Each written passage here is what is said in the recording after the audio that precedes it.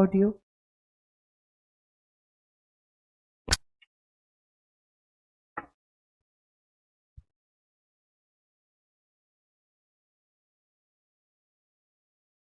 Hello everyone, good afternoon and welcome to PWUGC Net. Welcome to your political science lecture by me, Chandni Mulchandani, your faculty for paper 2 political science. I hope you all are doing well. I am clearly visible, audible to all of you along with the content on the screen. Please confirm once in the comment box so that we can start at the earliest, dear students. Good afternoon, Shama, Supriya, Manvi, Jyoti, Vijay, Sabreen, Deepika. Welcome to the class.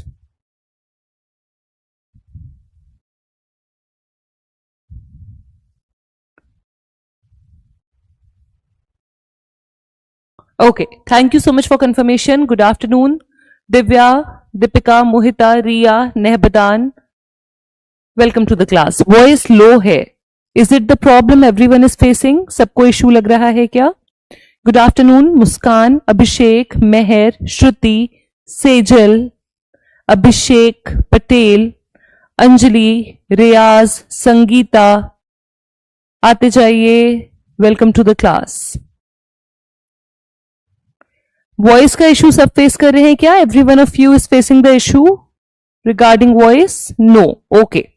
Trinath, good afternoon. Anjali, good afternoon. Akanksha, Ritesh, Sangeeta, good afternoon.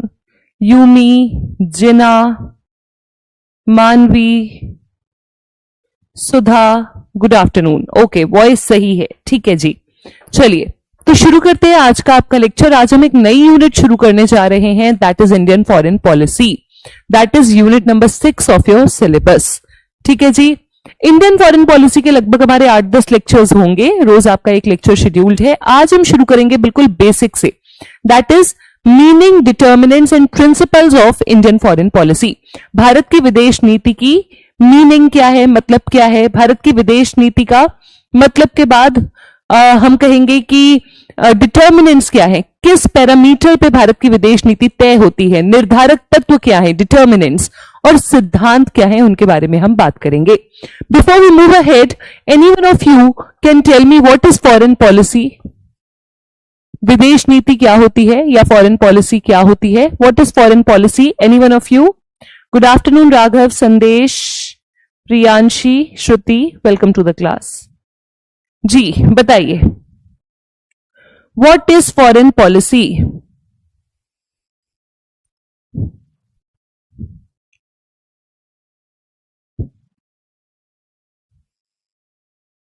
What do you think is foreign policy? Foreign policy क्या होती है, विदेश नीति क्या होती है?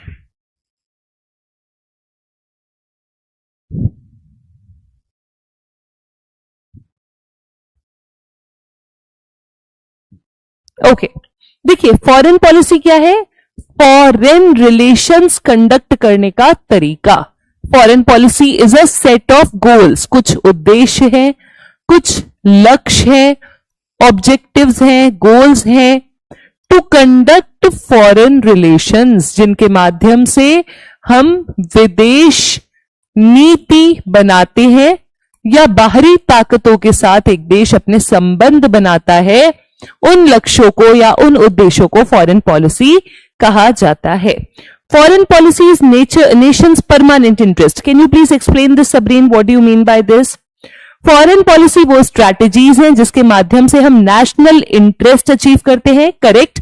देखिए ये कुछ उद्देश्य हैं, कुछ लक्ष्य हैं, जिनके बेसिस पे हम विदेशी संबंध बनाते हैं, अंतरराष्ट्रीय स्तर पे संबंध बनाते हैं, इंटरनेशनल लेवल पर. और इन संबंधों का मेन पर्पस क्या होता है? टू फुलफिल नेशनल इंटरेस्ट, ताकि हमारे जो राष्ट्र हित है, नेशनल इंटरेस्ट हैं, वो फुलफिल हो पाए. हमारे जो राष्ट्र हित हैं, जो नेशनल इंटरेस्ट हैं, वो फुलफिल हो पाए. Not two but many countries at international level. Riya है ना, 2 कंट्रीज नहीं कहेंगे बट हम बहुत सारी कंट्रीज कहेंगे. अब ये foreign policy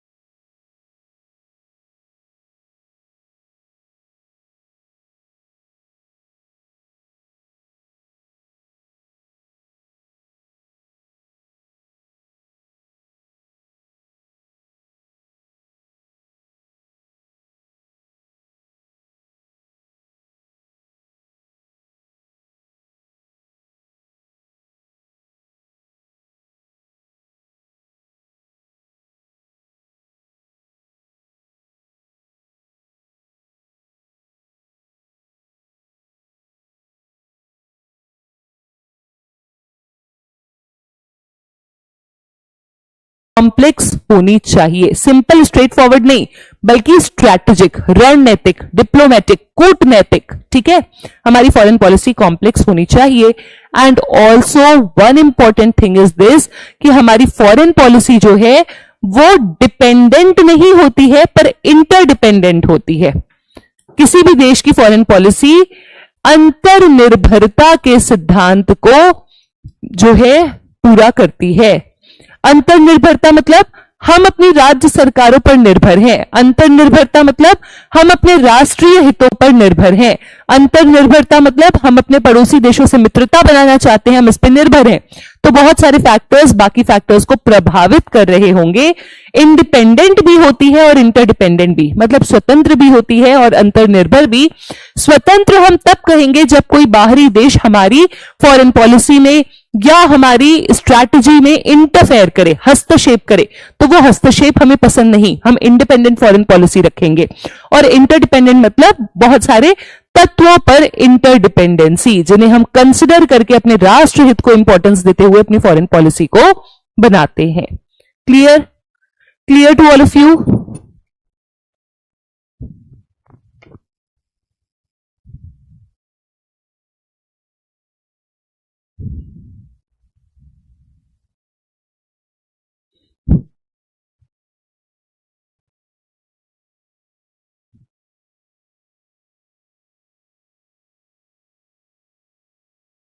Okay, so am I audible now? अभी मुझे पता चला कि आपकी क्लास रुक गई।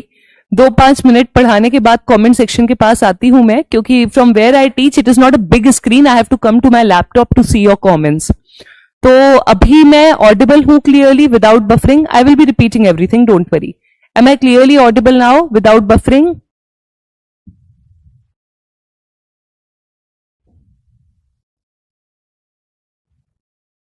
बहुत अच्छे। तुम लोग जेनजी हो तो ले लो मैम के मजे, कि मैम को तो पता ही नहीं चल रहा, मैम बोलती जा रही हैं। Don't make me feel like typical जो बुजुर्ग आप लोगों को टीचर्स मिलते थे स्कूल में जिनका आप मजाक उड़ाते थे, वैसा फील मत दिलवाओ मुझे कि तुम लोग बहुत यंग हो और मैम तो टेक्नोलॉजी से बहुत परे हैं, मैम को समझ ही नहीं आया कि क्लास रुक गई। अरे कमेंट्स के पास आऊंगी तो देखूंगी ना, कई बार ऐसा होता है कि मैम पढ़ाती चली जाती हैं और फिर उसके बाद 5-7 मिनट के बाद, लेकिन 5-7 मिनट से ज्यादा नहीं होता, मैम को पता चलता है कि क्लास ही रुक गई थी। कोई बात नहीं, अभी क्लियर है। फिर से हम बात करेंगे, कहां तक पढ़ा था बताइए।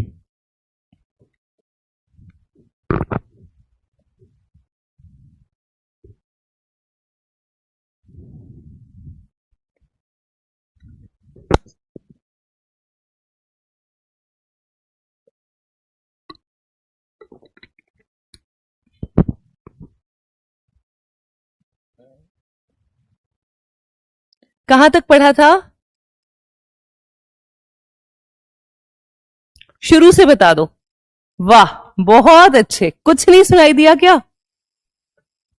कुछ भी नहीं सुनाई दिया क्या? चलो ठीक है। देखिए यहां पे 3 वर्ड्स हम समझेंगे, नेशनल इंटरेस्ट, डायनेमिक, इंटरडिपेंडेंट। कोई बात नहीं, अभी मैं 2-2 मिनट में कमेंट्स देखूंगी, कोई भी प्रॉब्लम होगी तो मुझे बताइएगा, ठीक है। देखिए फॉरेन पॉलिसी क्या है? हमारे राष्ट्रीय हित को अचीव करने के कुछ लक्ष्य, कुछ सिद्धांत, ठीक है। हम अंतरराष्ट्रीय स्तर पर कैसे अपने संबंध बनाते हैं, अंतरराष्ट्रीय लेवल पर विभिन्न देशों के साथ कैसे हम अपने गोल्स को एस्टैब्लिश करते हैं, दैट इज फॉरेन पॉलिसी, ठीक है, that is foreign policy. National interest के बाद मैंने आपसे कहा था it is very important that the foreign policy of a country should be dynamic, यानी कि एक देश की फॉरेन पॉलिसी गतिशील होनी चाहिए। गतिशील क्यों होनी चाहिए? कहते हैं ना कि पानी कहीं पर ठहरा हुआ होता है तो वो पानी में फंगस लग जाता है। आपने कभी नदी का बहाव देखा होगा, तो let me tell you one example, जो मैंने पिछली बार जब ऑडियो चला गया था नहीं बताया था, अभी मेरे दिमाग में क्लिक हो रहा है। जैसे गंगा नदी का पानी है, आप बनारस जाएंगे, मेरा कॉलेज रहा है बनारस से, तो वहां पे पानी काफी शांत है और इस कारण कहीं कहीं पर स्टैग्नेंट पानी, स्थिर पानी होने के कारण काई लग गई है, फंगस। हरिद्वार में जाएंगे तो गंगा नदी का जो पानी है that is way too fast, इसलिए वहां पे वाटर क्रिस्टल क्लियर है। कई जगहों पर अभी पॉल्यूशन के कारण मैला भी हो गया है, ठीक है। तो बेसिकली जीवन का सिद्धांत है गतिशीलता। जीवन का सिद्धांत है कि कुछ भी स्थिर, स्टैग्नेंट, स्थिर अलग चीज है, स्टेबल, स्टैग्नेंट यानी कि रुका हुआ नहीं होना चाहिए। एक देश की फॉरेन पॉलिसी भी रुकी हुई नहीं होनी चाहिए, गतिशील होनी चाहिए। क्यों? क्योंकि जब तक वो फॉरेन पॉलिसी डायनेमिक नहीं होगी, नए नए समय में हमारे सामने नए नए चैलेंजेस आएंगे, उनको हम कैसे टैकल करेंगे। फॉर एग्जाम्पल, हमने नाम को फॉलो किया था जब हम आजाद हुए थे। जब हमने नाम को फॉलो किया था तो नाम को फॉलो करते समय हमारे लिए ये जरूरी था कि हम कोल्ड वॉर पॉलिटिक्स को देख करके यूएसए, यूएसएसआर किसी एक की तरफ ना जाएं। अभी हमारे लिए क्या जरूरी है कि हम रशिया से भी संबंध बनाए, यूएसए से भी संबंध बनाए, है ना। शुरू में हमने प्लानिंग कमीशन को स्टैब्लिश करके यूएसएसआर की तरफ टिल्ट दिखाया था। अभी हमारे लिए क्या जरूरी है कि यूएसएसआर के विघटन के बाद जब शीत युद्ध खत्म हुआ, एक पोल ऑफ पावर है अमेरिका, तो अमेरिका से भी हमें दोस्ती करनी है। And it is not like कि हम जो है कुछ गलत कर रहे हैं। This is what is diplomacy. ये कूटनीति है, ये कूटनीति है, ठीक है। Let me tell you all one thing. I was in my college और हमारे जो इंटरनेशनल रिलेशंस की प्रोफेसर थी, she used to tell us कि जो काम डिप्लोमेसी से हो सकता है वहां पर फोर्स का प्रयोग नहीं करना चाहिए। और वो हमें हमेशा ये कहती थी कि ये तुम लोग अपनी पर्सनल लाइफ में भी इंप्लीमेंट करके देखना। बट वी बीइंग वी कि अरे diplomacy is a negative concept, हमने शुरू से ऐसा सुना है। Then she cleared us, for the students of political science diplomacy can never be a negative concept. कूटनीति, रणनीति एक नेगेटिव कॉन्सेप्ट, नकारात्मक कॉन्सेप्ट कभी भी नहीं हो सकता पॉलिटिकल साइंस के विद्यार्थियों के लिए, क्योंकि डिप्लोमेसी, स्ट्रैटेजी ये हमारे इंटरनेशनल रिलेशंस के, हमारे फॉरेन पॉलिसी के बेसिस है। वो हमेशा कहती थी कि लाइफ में कोई भी काम मधुरता के साथ अगर करना चाहो तो डिप्लोमेसी का प्रयोग करो, क्योंकि सीधी उंगली से तो कहीं भी आजकल घी नहीं निकलता। सो इट इज लाइक कि पावर का प्रयोग करो, वायलेंस का प्रयोग करो, दैट इज नॉट गुड। उससे बेटर है डिप्लोमेसी का प्रयोग करो, ठीक है। एनीवेज, कमिंग टू दिस कि फॉरेन पॉलिसी डायनेमिक होनी चाहिए। डायनेमिक के बाद मैंने आपसे कहा कि कॉम्प्लेक्स होनी चाहिए। कॉम्प्लेक्स मतलब जटिल। जटिल का मतलब ये नहीं है कि अरे इतनी मुश्किल कि किसी को समझ ही ना आए। Diplomacy is a way of soft power. Riya, diplomacy एक तरीका है सॉफ्ट पावर को एस्टैब्लिश करने का, ठीक है। कॉम्प्लेक्स का मतलब ऐसा नहीं कि इतना कंफ्यूजिंग पेपर बना दिया कि किसी को समझ ही नहीं आए। No, complex means it should not be very simple और स्ट्रेट फॉरवर्ड कि हम यूएसए के मित्र हैं, हम रशिया के। नहीं, कॉम्प्लेक्स मतलब हमें हर लेवल पर अलग अलग देशों के साथ संबंध बनाने हैं, अपने नेशनल इंटरेस्ट का ध्यान रखना है, अपनी अंतरराष्ट्रीय पोजीशन का ध्यान रखना है। और इसीलिए हमारी फॉरेन पॉलिसी जो है वो कॉम्प्लेक्स होनी चाहिए, ना कि सिंपल और स्ट्रेट फॉरवर्ड। ओके। इंटरडिपेंडेंट, आत्मनिर्भर नहीं, सॉरी अंतर्निर्भर, अंतः निर्भरता, इंटरडिपेंडेंट किस पे होनी चाहिए इंटरडिपेंडेंट। अब आप यहां पे कहोगे कि मैम हमने तो पढ़ा है कि फॉरेन पॉलिसी इंडिपेंडेंट होनी चाहिए, स्वतंत्र। बिल्कुल स्वतंत्र या इंडिपेंडेंट होनी चाहिए, बट इंडिपेंडेंट के साथ साथ कुछ मैटर्स में हमें इंटरडिपेंडेंसी भी देखने को मिलती है। जैसे कि फॉर एग्जांपल, अगर हम श्रीलंका के संबंध में कोई विदेश नीति बना रहे हैं, तो मतलब श्रीलंका के साथ हम कोई रिलेशंस कंडक्ट कर रहे हैं, तो हमें तमिलनाडु की गवर्नमेंट को कंसिडर करना पड़ेगा, या फिर हमें वेस्ट बंगाल के कॉन्टेक्स्ट में, बांग्लादेश के कॉन्टेक्स्ट में वेस्ट बंगाल की गवर्नमेंट को कनेक्ट करना पड़ेगा, right. So it is not like कि बिल्कुल यहां पे डिपेंडेंसी की बात हो रही है। डिपेंडेंसी हमें फॉरेन नेशंस पर नहीं रखनी है। हम इंडिपेंडेंट रहेंगे कि यूएसए, यूएसएसआर, रशिया और चीन ये हमारी फॉरेन पॉलिसी में हस्तक्षेप ना करें। हम फ्री रहना चाहेंगे, हम इंडिपेंडेंट रहना चाहेंगे। ऑन द कॉन्ट्ररी, हम अपने देश के कल्चर, अपने देश के नागरिक, अपने देश के राष्ट्र हितों पर इंटरडिपेंडेंट रहना चाहेंगे in terms of foreign policy. Clear? Clear?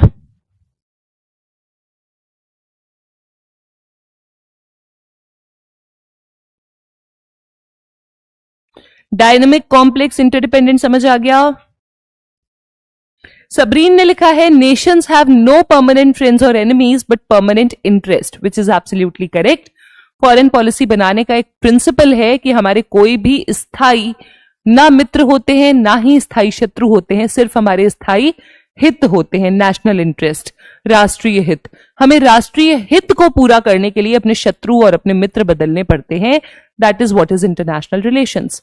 That is what is foreign policy. अभी जो भी बच्चे आज नए जुड़े हैं, बीच बीच में आपको कौटिल्य का कॉन्टेक्स्ट देती जाऊंगी, क्योंकि कौटिल्य हमने यूनिट नंबर 2 में कुछ स्टूडेंट्स ने पढ़ा है।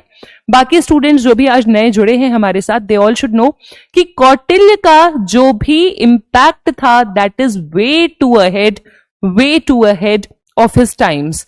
कौटिल्य ने जो भी अर्थशास्त्र में लिखा, आचार्य चाणक्य के रूप में हम जानते हैं कौटिल्य को, उनके अर्थशास्त्र में जो उन्होंने प्रिंसिपल्स दिए, दे आर सम और other way applicable to today's foreign policy as well. अगर हम इंडिया के कॉन्टेक्स्ट में ही देखें, कौटिल्य का फॉरेन पॉलिसी को लेकर के पहला जो प्रिंसिपल था वो ये था कि कोई परमानेंट फ्रेंड्स नहीं होते। इनडायरेक्टली उन्होंने कहा था कोई परमानेंट शत्रु नहीं होते, सिर्फ परमानेंट हमारे हित होते हैं। इनडायरेक्टली कौटिल्य के वर्ड से हम ये जो है फाइंड आउट कर सकते हैं।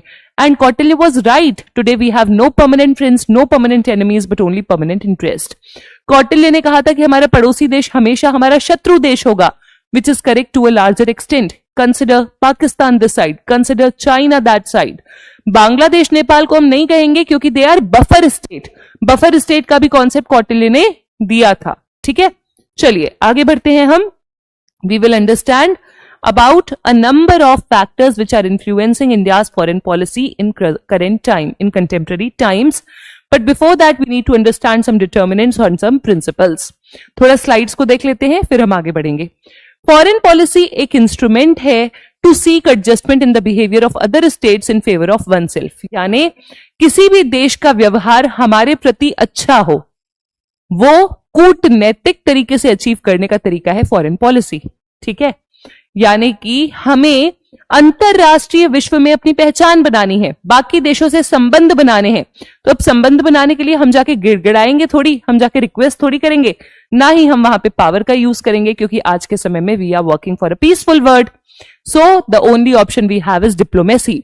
We will be doing favours for them. हम उनकी तरफ मित्रता का हाथ बढ़ाएंगे ताकि बदले में वो भी हमारी तरफ मित्रता जैसा व्यवहार करें। राइट, रिलेशंस कंडक्ट करने का एक तरीका है फॉरेन पॉलिसी। महेंद्र कुमार जी की डेफिनेशन है a thought out course of action for achieving objectives in foreign relation as dictated by the ideology of national interest. देखिए, डेफिनेशंस कभी कभी आपसे हो सकता है पूछ ली जाए, तो थोड़ा सा आप देख लीजिएगा, कीवर्ड आइडेंटिफाई कर लीजिएगा। महेंद्र कुमार कहते हैं कि फॉरेन पॉलिसी क्या है? एक सोचा समझा कोर्स ऑफ एक्शन, सोचा समझा एक्शन लेने का, क्रिया करने का तरीका, जिससे हमारे उद्देश्य पूरे हो अंतरराष्ट्रीय संबंधों में और हमारे राष्ट्रीय हितों को भी हम अचीव कर पाए, क्लियर? पंडित जवाहरलाल नेहरू जो हैं, जो भारत के पहले प्रधानमंत्री रहे, he is considered a man behind India's foreign policy. Bharat की विदेश नीति के पीछे जो ब्रेन है, जो व्यक्ति हैं, जो पर्सनालिटी है, दैट इज पंडित जवाहरलाल नेहरू, जिन्होंने भारत की एक इंडिपेंडेंट स्ट्रॉन्ग फॉरेन पॉलिसी की नींव रखी। कैसे? अभी हम पढ़ेंगे। वो हमारे पहले फॉरेन मिनिस्टर भी थे, हमारे पहले वो विदेश मंत्री भी थे, और उन्होंने कॉन्स्टिट्यूएंट असेंबली में 1947 में संविधान सभा में एक स्टेटमेंट दिया था, जहां पे उन्होंने कहा था, whatever policy we may lay down, the art of conducting the foreign affairs of a country lies in finding out what is most advantageous to a country. हम चाहे कोई भी विदेश नीति निर्धारित कर ले, पर विदेशी मामलों का संचालन कैसे हो रहा है, वही हमारी विदेश नीति का फ्यूचर तय करेगा। राइट, हमें यह देखना है कि हमारे देश के लिए सबसे ज्यादा एडवांटेजियस क्या है, हमारे देश के लिए सबसे ज्यादा लाभदायक क्या है। कोई भी देश, चाहे वो साम्राज्यवादी हो या समाजवादी हो या साम्यवादी हो, उसका foreign minister thinks primarily for the interest of that country. यानी सरकार का प्रकार कोई भी हो, सरकार कम्युनिस्ट हो, सरकार सोशलिस्ट हो, डेमोक्रेटिक हो या फिर इंपीरियलिस्ट हो, पर सरकार या फिर विदेश मंत्री वहां के उस देश के हित को पूरा करने का काम करेंगे। So Nehru was quite realistic in his approach.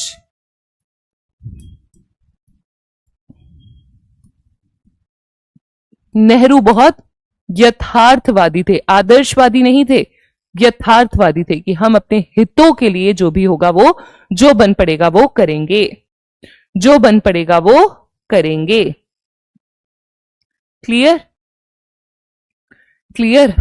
चलिए आगे बढ़ते हैं। नेक्स्ट, फॉरेन पॉलिसी के, भारत की फॉरेन पॉलिसी के डिटर्मिनेंट्स क्या है, इसको क्विकली देखेंगे क्योंकि अभी हम बहुत ज्यादा इसको डिटेल में समझना पड़ेगा, तो इन फैक्टर्स को हम क्विकली देखेंगे। हमारे ज्योग्राफिकल फैक्टर्स, हमारे भौगोलिक कारक, जैसे कि भारत देश में कितने रिसोर्सेज हैं, हमारी लोकेशन क्या है, एक तरफ से हमारे पास हिमालयन बॉर्डर्स हैं तो हम उस तरफ कुछ नहीं सोचते, नॉर्थ वेस्ट की बाउंड्री हमारी खुली हुई है, सेंट्रल एशिया वेस्ट एशिया की, तो वहां पे हम बहुत कुछ सोचते हैं, बांग्लादेश के साथ हमारे पोरस बॉर्डर्स हैं, अगर नेपाल के साथ हैं, चीन के साथ हैं, ज्योग्राफिकल लोकेशन पर, पॉपुलेशन पर, नेचुरल रिसोर्सेज पर बहुत कुछ आधारित होता है। हिस्टोरिकल बैकग्राउंड की बात करें तो हमने देखा है कि हमारे जो हिस्ट्री में एक बहुत बड़ा प्रॉब्लम रहा है जिसे हमने फेस किया है, दैट वाज कोलोनियलिज्म। वो उपनिवेशवाद था जहां पे हमने ब्रिटिश सरकार के शासन को सहा। तो उपनिवेशवाद का जो प्रॉब्लम था, उस पूरे के पूरे प्रॉब्लम ने हमारे ऊपर एक छाप छोड़ी कि हम हमेशा इंडिपेंडेंट रहना चाहते हैं।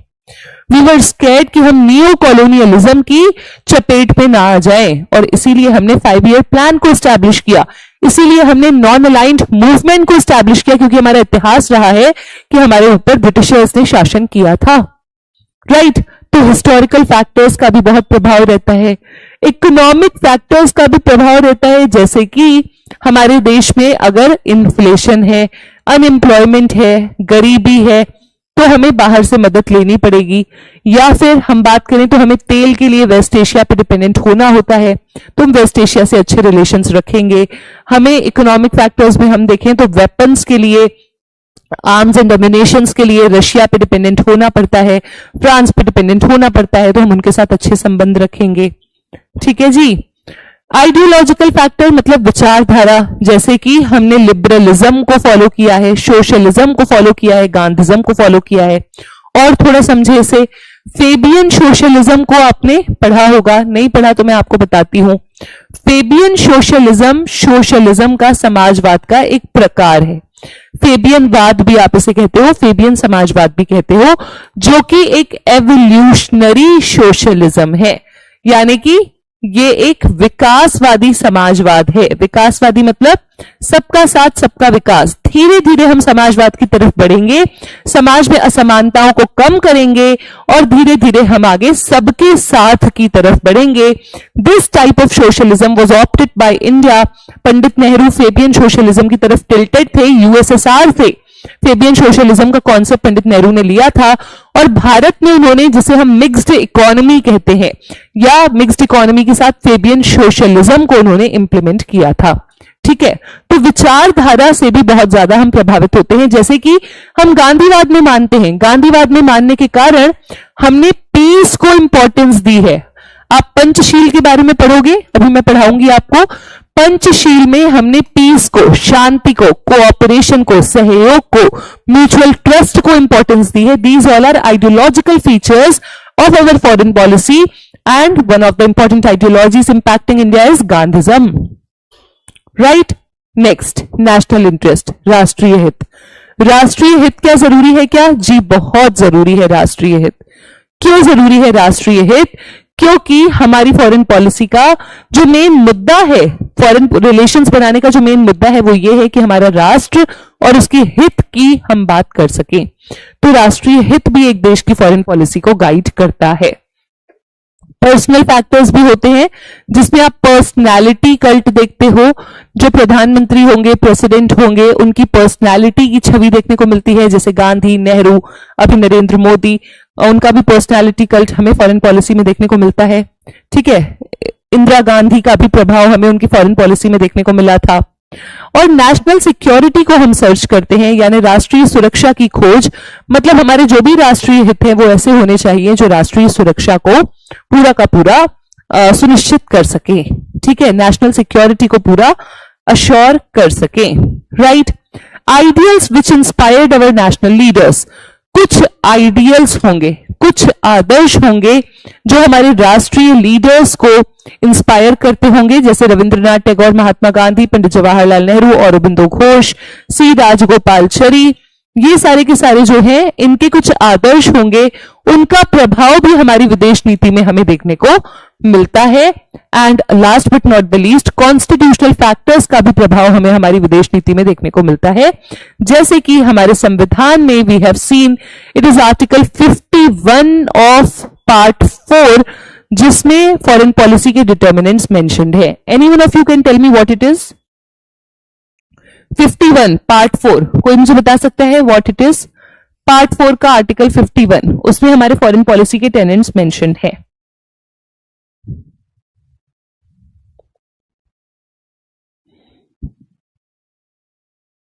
अभी ठीक है? अभी ठीक है?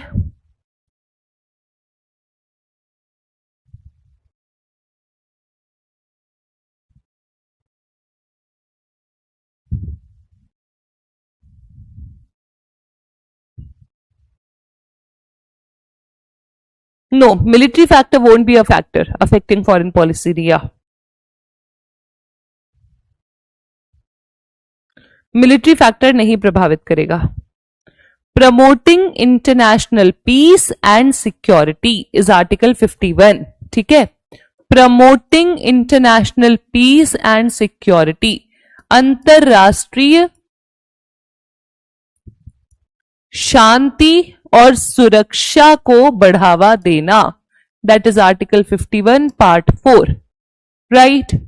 अंतरराष्ट्रीय पीस और सुरक्षा को बढ़ावा देना, that is DPSP as well. ये क्या है? ये है डीपीएसपी, राज्य के नीति निर्देशक तत्व, जो कि हमारी राज्य को, हमारी सरकार को एक दिशा दिखाते हैं कि उन्हें इंटरनेशनल अफेयर्स या नेशनल अफेयर्स कैसे कंडक्ट करने हैं। क्लियर?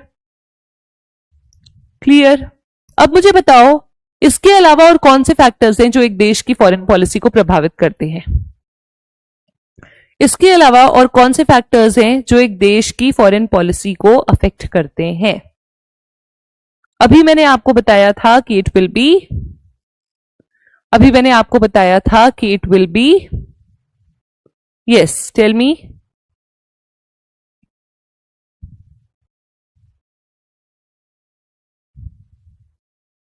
स्टेट का influence as well. Para diplomacy क्या होती है? Para diplomacy, what is para diplomacy? Any one of you? Para कूटनीति, हिंदी वाले भी पैरा कूटनीति याद रखेंगे। What will be para diplomacy? Any one of you?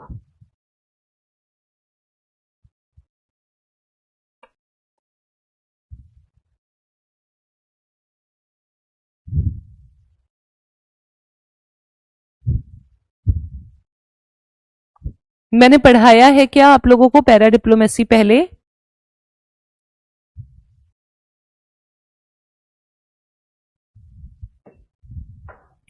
Yes, it is participation of क्षेत्रीय शक्ति। Yes, it is participation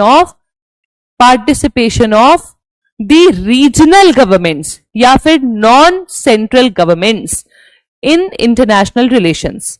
para diplomacy क्या होगी स्टूडेंट्स? पैरा डिप्लोमेसी का मतलब है कि जब एक देश की केंद्र सरकार नहीं बल्कि उस देश की राज्य सरकारें या फिर उस देश की वो सरकारें जो कि केंद्र में नहीं है, मतलब स्टेट या फिर पंचायती राज भी हम कह सकते हैं, वो सारी सरकारें जब उस देश की कूटनीति को, उस देश की विदेश नीति को इंपैक्ट करेंगी, that will be para diplomacy.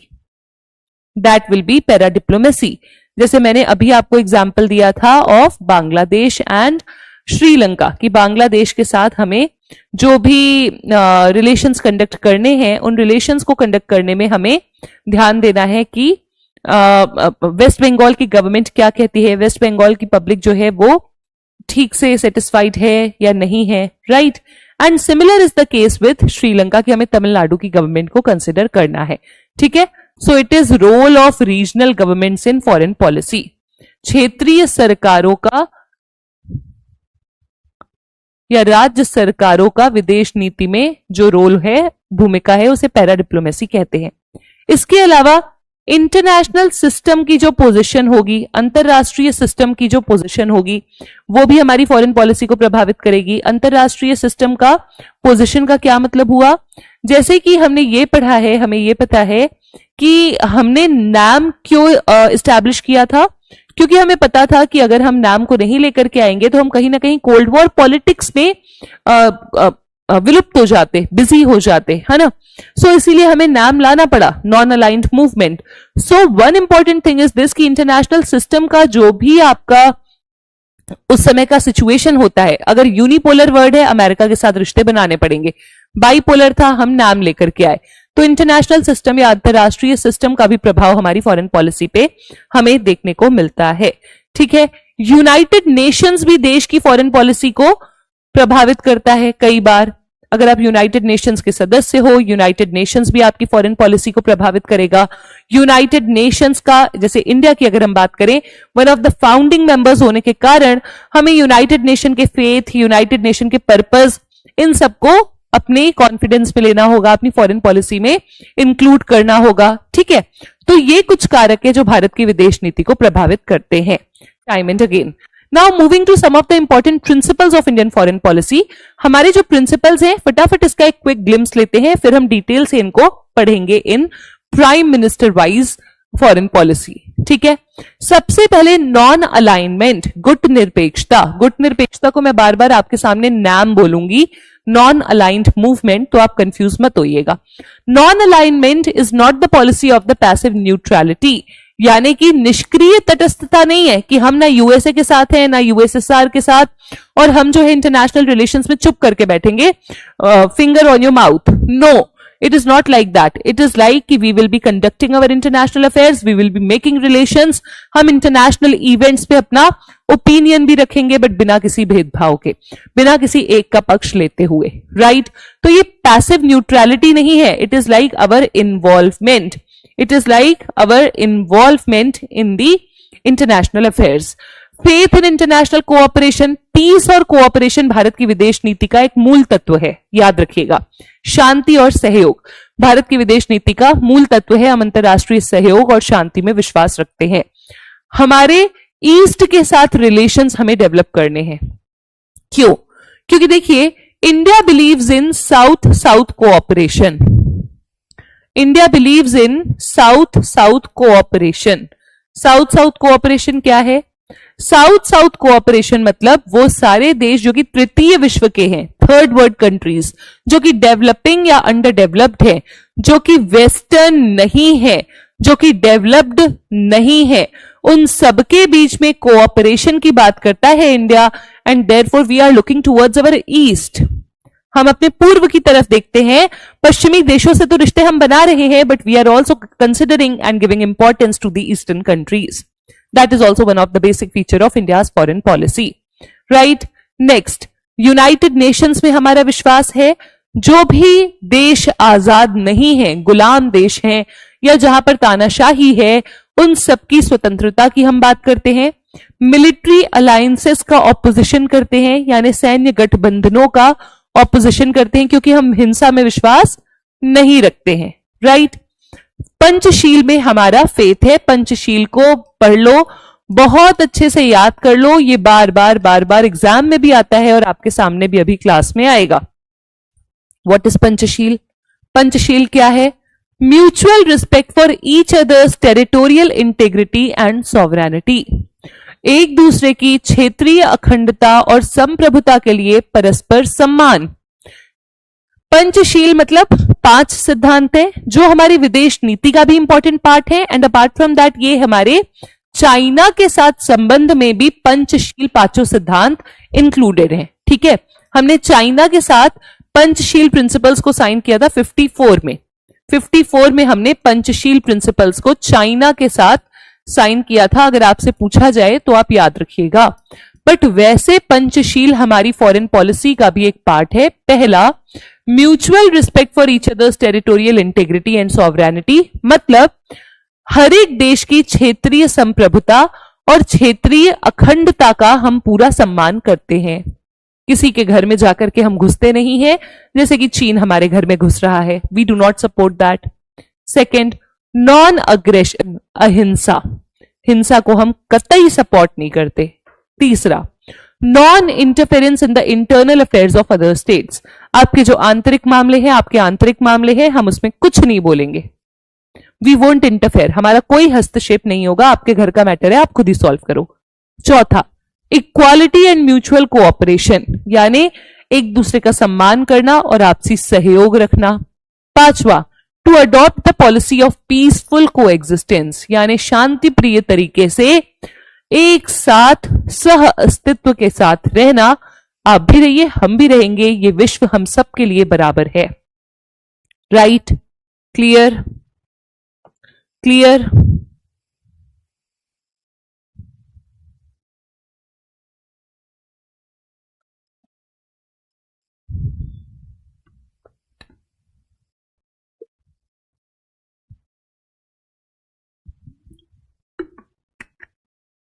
पांच सिद्धांत क्लियर हुए?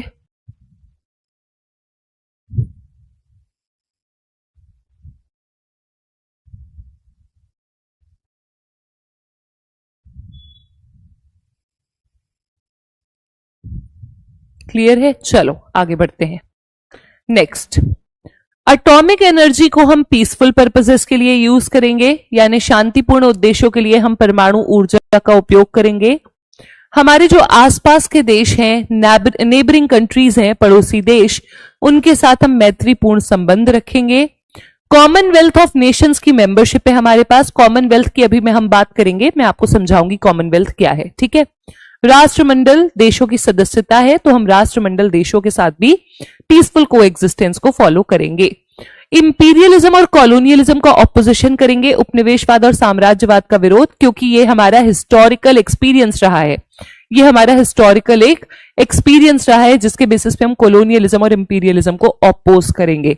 एंड रेशियलिज्म यानी नस्लवाद, काले गोरे का भेद, रंग भेद नीति, इसको भी हम ऑपोज करेंगे, क्योंकि इसके लिए भी हमारा इतिहास और हमारे नेशनल लीडर्स जैसे कि Gandhi ji are at the core, उनसे हम ये इस पे प्रभावित हैं, ठीक है। मानवाधिकारों का सम्मान करेंगे। न्यू इंटरनेशनल इकोनॉमिक ऑर्डर को हम सपोर्ट करते हैं, इसकी भी मैं अभी बात करूंगी आपके साथ। New international economic order and question of the protection of environment, पर्यावरण से भी हम पूरा अपना पर्यावरण के सेफ्टी में योगदान देने का पूरा ट्राई करेंगे। और हम आतंकवाद का विरोध करते हैं। हम एशियन और अफ्रीकन कंट्रीज के साथ कोऑपरेशन में विश्वास करते हैं, जो कि आपकी थर्ड वर्ल्ड कंट्रीज हैं, तृतीय विश्व के देश हैं, थर्ड वर्ल्ड कंट्रीज हैं, तृतीय विश्व के देश हैं, right. Cooperation with third world countries. अब मैं आपको एनआईईओ और कॉमनवेल्थ बताती हूं, ठीक है। कॉमनवेल्थ के बारे में आपको क्या पता है, बताइए। What all you know about Commonwealth? Commonwealth Nations, what all you know about Commonwealth? Yes, only Bharat follows Panchashil, not China. You are correct. I am not saying that we have signed. It means China follows, क्योंकि 54 में हमने sign किया, 62 में war हुई। India China relations आपका परसों का topic है, तब हम विस्तार से पढ़ेंगे। Yes, what is Commonwealth?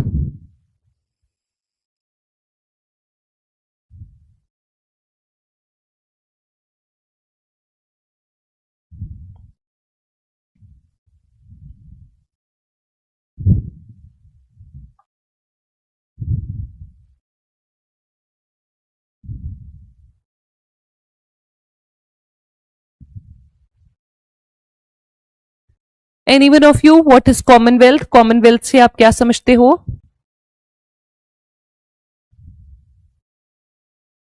देखिए, association of British colonies, very good. Association of British colonies, जो ब्रिटेन के उपनिवेश रहे, जो इंग्लैंड के उपनिवेश रहे, उनके संगठन को हम कॉमनवेल्थ कहते हैं। अभी 54 स्टेट्स कॉमनवेल्थ के सदस्य हैं, ठीक है। 54 राज्य, 54 देश कॉमनवेल्थ के सदस्य हैं, यानी कि वो सारे देश जो कभी ना कभी ब्रिटिश सरकार के आप कहोगे कि कॉलोनी थे वो कॉमनवेल्थ के सदस्य हैं। अब सबसे बड़ी बात, वो सदस्य आखिर कॉमनवेल्थ के क्यों हैं? वो सदस्य आखिर कॉमनवेल्थ के क्यों हैं? Why they are members of Commonwealth? क्योंकि वो कॉलोनीज थे, तो just because of that they are members of Commonwealth? Just because of that they are members of Commonwealth? The whole story behind this is कि ये सारे देशों को British सरकार से संप्रभुता मिली थी, इनका इतिहास सेम है, तो बेसिकली इसका क्रिएशन 1926 में ही हो गया था बाल्फोर डिक्लेरेशन से। 1926 में ही बाल्फोर डिक्लेरेशन साइन हुआ था, ब्रिटिशर्स लेकर के आए थे। बाल्फोर डिक्लेरेशन के तहत ही ब्रिटिश सरकार ने ये स्टैब्लिश किया था कि जो भी ब्रिटेन की कॉलोनीज हैं they all will be under, originally ये 26 में साइन हुआ था, फिर 31 में कुछ चेंजेस हुए थे, they all will be under one head, that is Commonwealth. Commonwealth of Nations के सारे राज्य फ्री है, सारे राज्य इक्वल हैं। अभी तक नाम मात्र के जो प्रमुख थे कॉमनवेल्थ के, they are the monarch of Britain, ठीक है। Nominally monarch of Britain is head, जो ब्रिटेन के मोनार्क हैं वो इसके हेड हैं, और इसका मतलब ये है कि भाई ये सारे जो देश हैं इनका इतिहास सेम है, इनकी वैल्यू सेम है, इनका शेयर्ड कल्चर सेम है, दैट इज इट। उससे ज्यादा कुछ भी नहीं है। नो लीगल बाउंडेशन, कोई भी वर्डिक्ट पे, किसी भी सुनवाई पर कोई लीगल बाउंडेशन नहीं है, कोई भी ऐसा लॉ नहीं है जो सबको फॉलो करना ही करना पड़ेगा, कुछ भी ऐसा नहीं है जो कि ब्रिटिश मोनार्क को यहां पे अपर हैंड दे। बस नाम मात्र के लिए ब्रिटिश मोनार्क यहां पे जो है वो एक हेड की तरह है। अपार्ट फ्रॉम दैट ये सारे जो देश है इनका लैंग्वेज, हिस्ट्री, कल्चर, इनका जो आप कहेंगे कि इतिहास रहा, डेमोक्रेसी को ये पसंद करते हैं, मानवाधिकारों को ये पसंद करते हैं, संविधान को, रूल ऑफ लॉ को ये सपोर्ट करते हैं। ये सारे फीचर्स हैं जिसके कारण ये सारे के सारे एक साथ आए हैं, राइट ये सारे के सारे एक साथ आए हैं। It is just a promotion of democracy, it is just a promotion of democracy and nothing much. Clear? Clear? What is Commonwealth? India Commonwealth का मेंबर कब बना? इंडिया बिकेम अ मेंबर इन 1947। जिस साल हम आजाद हुए हम कॉमनवेल्थ के मेंबर बने, and the first country with a lot of population being non-European। हमारे देश की पॉपुलेशन नॉन यूरोपियन थी ना, हम यूरोप के थोड़ी हैं। तो पहला कंट्री जो कि नॉन यूरोपियन, इतनी ज्यादा population, majority population non European होने के बाद कॉमनवेल्थ का सदस्य बना, दैट इज इंडिया। ओके जी, I hope it is clear to all of you.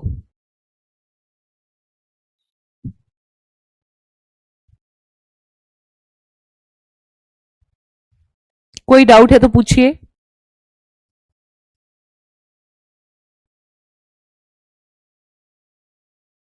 कल मैंने पढ़ाया तो था Devanshu, what is Balfour declaration?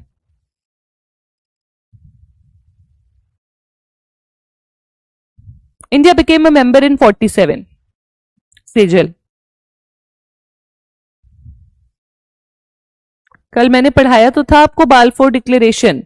जो स्टूडेंट्स कल के बैच में थे, जिन्होंने नहीं पढ़ा है, so do not worry, do not worry.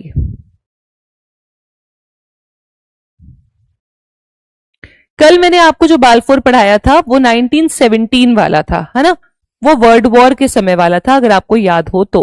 That is different, this is 1926, that is different, ठीक है।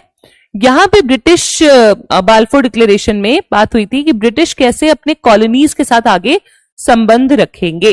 ओके, सो इट वाज 17 में एक बाल्फोर डिक्लेरेशन आया था, 1917 वाला, जो जूविश नेशन को सपोर्ट कर रहा था, ठीक है। एक देश होना चाहिए जूस के लिए, सपोर्ट कर रहा था, दैट इज डिफरेंट। 26 में एक बाल्फोर डिक्लेरेशन आया था जिसमें ब्रिटिश सरकार ने कहा था कि वो अपनी कॉलोनीज के साथ आगे कैसे संबंध रखेंगे, उसका पूरा का पूरा इतिहास उन्होंने, या उसका पूरा का पूरा एक स्टेप बाय स्टेप उन्होंने लिखा था कि कैसे संबंध रखेंगे, और वहीं पे कॉमनवेल्थ का आइडिया हम कहते हैं कि इमर्ज हुआ था, राइट? क्लियर? चलिए आगे बढ़ते हैं NIEO की तरफ। Yes, they have the option of opting out. China is not a member and China will never be. Definitely जो भी members हैं उनके पास ये option भी है विश्व की वो opt out कर सकते हैं, बाहर निकल सकते हैं कॉमनवेल्थ से. Why India is a member? The question arises here. India is a member because they all are the countries which have faith in democracy. तो वो आपस में कहीं ना कहीं कॉमनवेल्थ के मंच पे जुड़े हुए हैं और एक दूसरे को इकोनॉमिकली सपोर्ट कर रहे हैं. सो it is a win win situation for India. It is not like कि इंडिया का वहां पे कोई हैरेसमेंट हो रहा है, कोई और इंडिया पे अपना वर्चस्व दिखा रहा है. No, rather India has an opportunity कि वो कॉमनवेल्थ के मेंबर्स का एक रिप्रेजेंटेटिव बन सकता है. ठीक है, so that is why India is a member of Commonwealth. India is a member of Commonwealth. Okay, अब हम समझते हैं NIEO, new international economic order.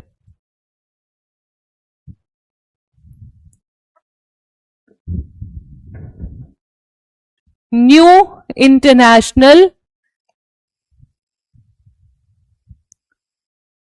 No it is not like that Sejal. 47 में इंडिया बिकेम अ मेंबर, 49 में got ratified. ऐसा तो नहीं होगा. मे बी 49 में ऑफिशियली इंडिया टेबल पे आया होगा, बट ऐसा नहीं होगा कि डेट में डिफरेंस होगा. 47 में इंडिया व्हेन गॉट इंडिपेंडेंट. आप यही याद रखिए कि India became a member. Okay, new international economic order क्या है उसकी तरफ बढ़ते हैं हम. देखिए, न्यू इंटरनेशनल इकोनॉमिक ऑर्डर को आप क्या कहोगे? नई अंतरराष्ट्रीय आर्थिक व्यवस्था. किसी का कोई डाउट रह तो नहीं गया है?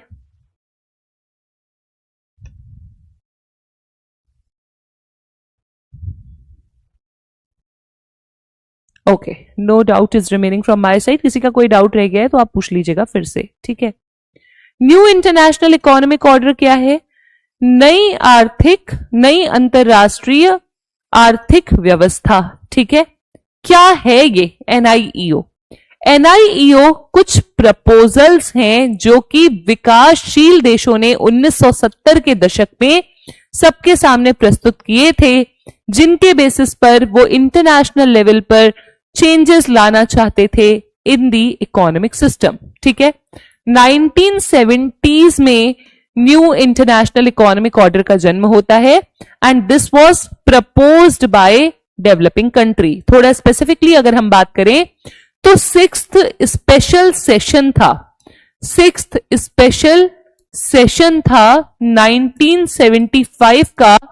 किसका स्पेशल सेशन था? Of United Nations general assembly, संयुक्त राष्ट्र महासभा जनरल असेंबली. ठीक है, तो यूनाइटेड नेशन जनरल असेंबली का 1975 का 6th स्पेशल सेशन था जहां पे न्यू इंटरनेशनल इकोनॉमिक ऑर्डर की बात हुई और यह अंतरराष्ट्रीय स्तर पर एक टर्निंग पॉइंट के रूप में हमारे सामने आता है, जहां पे बात होती है कि जो डेवलपिंग कंट्रीज हैं, थर्ड वर्ल्ड कंट्रीज हैं, उनकी तरफ सॉवरेनिटी, इक्वालिटी, इक्विटी जैसे प्रिंसिपल्स को फॉलो करना चाहिए. ठीक है, अगर इस आइडिया की बात करें, ये आइडिया ओरिजिनेट कब हुआ था? तो इट वॉज नॉट 75, 1950s के दशक में हमें जाना पड़ेगा. 1950s के दशक से ही हम देख रहे थे, जब ये देश सारे आजाद हो रहे थे 50s में. 50s में ही आइडिया इमर्ज्ड. ये विचार हमारे सामने आ गया था कि अंतरराष्ट्रीय अर्थव्यवस्था में या आर्थिक सिस्टम में बदलाव होने चाहिए. Right, but over the period of the time इसको हम इंप्लीमेंट कर पाए in 1975. What is new international economic order? A new type of economic system. What are the features? इसके फीचर्स क्या है? इसके फीचर्स क्या है? थर्ड वर्ल्ड कंट्रीज के बीच में कोऑपरेशन. जो तृतीय विश्व के देश हैं, थर्ड वर्ल्ड कंट्रीज हैं, इनके बीच में कोऑपरेशन, इनके बीच में सहयोग, इनके बीच में कोऑपरेशन या सहयोग की बात की जा रही है. Right, not only this, global interdependence को बढ़ावा देने की बात की जा रही है. ग्लोबल इंटरडिपेंडेंस यानी वैश्विक अंतःनिर्भरता, जहां पे फर्स्ट और सेकेंड वर्ल्ड थर्ड वर्ल्ड के साथ इक्वालिटी के बेसिस पर, समानता के बेसिस पर रिश्ते बनाए. कहने का मतलब क्या है? प्रथम और द्वितीय विश्व के देश, यानी कि आप कह सकते हैं प्रथम द्वितीय को छोड़िए, डेवलप्ड कंट्रीज डेवलपिंग कंट्रीज के साथ सही रिश्ते बनाए, समान विश्व की कल्पना करे और एक दूसरे पर अंतर निर्भरता, ग्लोबल इंटरडिपेंडेंस सही रूप से हमें देखने को मिले। Right, right, clear. अच्छा, एक सवाल है आपके लिए, कौन से यूएन रेजोल्यूशन में, रेजोल्यूशन का नंबर बताइए, एनआईईओ की बात की गई? यूएन रेजोल्यूशन नंबर या ईयर जो भी उससे एसोसिएटेड है, उसमें एनआईईओ की बात की गई, बताइए। Can be a question in your exam.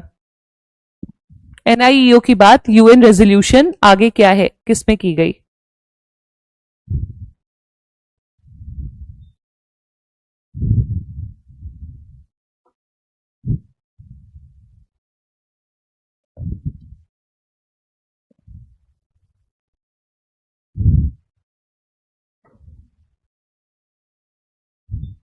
Anyone of you?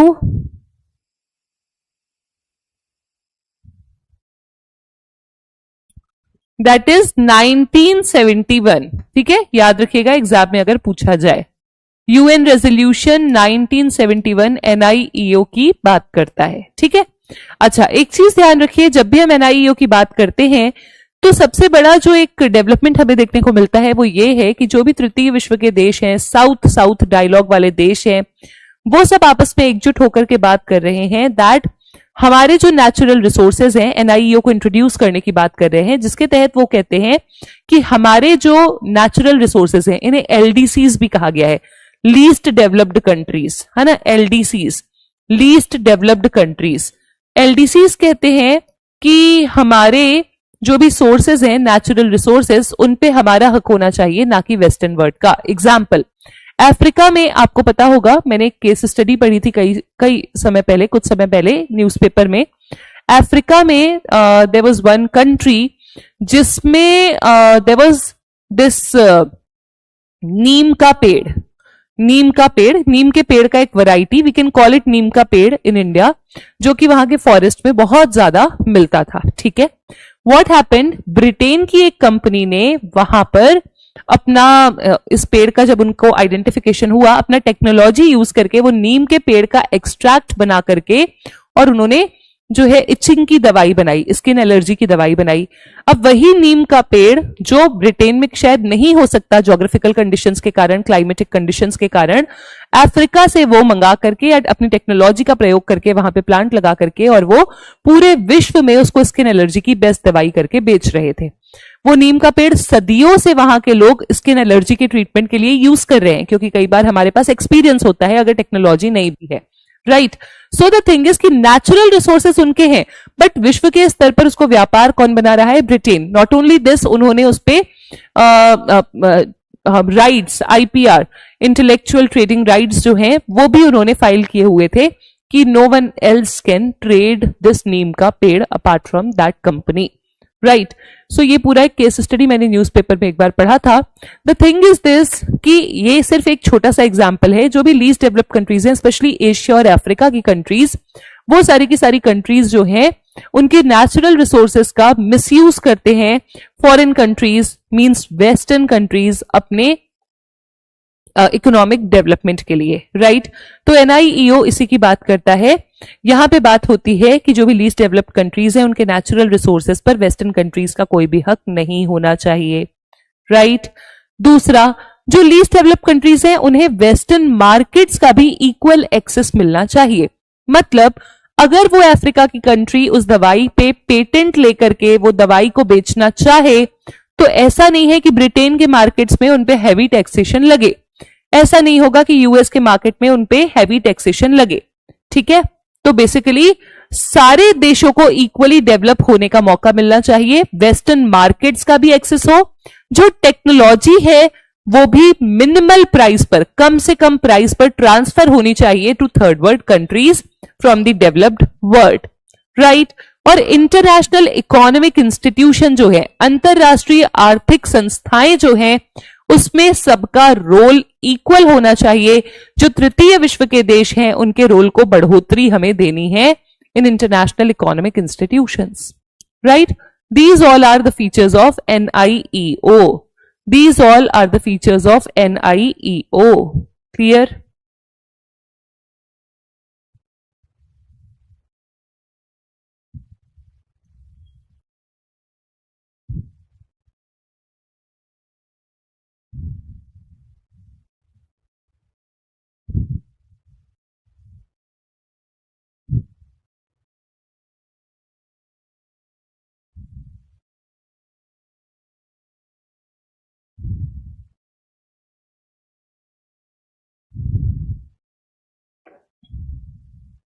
Any doubt till now? 2 minute का टाइम लीजिए, रिवाइज कर लीजिए, कोई भी डाउट है तो पूछिए।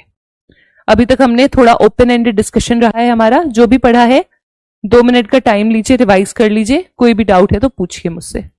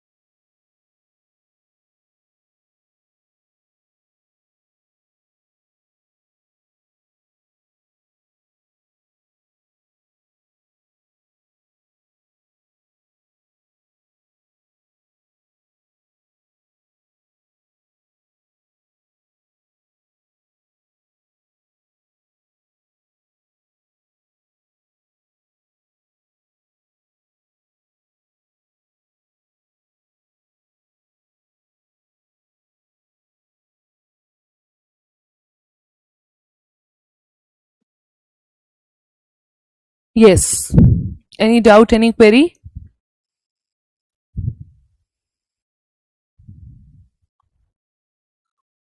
कॉमनवेल्थ, रियल्म एंड नेशन मतलब आपने कहां पे पढ़ा है?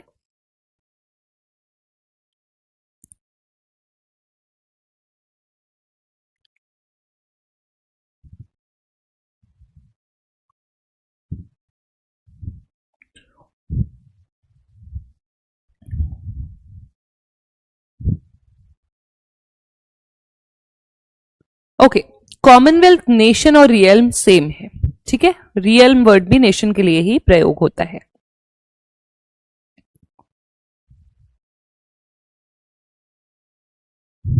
हाँ, right Deepika. Indian foreign policy is a balance of realism and rationalism in current scenario. Okay, you are asking anything, Riya? Can we get any PDF of the notes? Namrata, you were there in yesterday's orientation. I guess you have joined 2.0 batch now, है ना? Were you there in yesterday's orientation?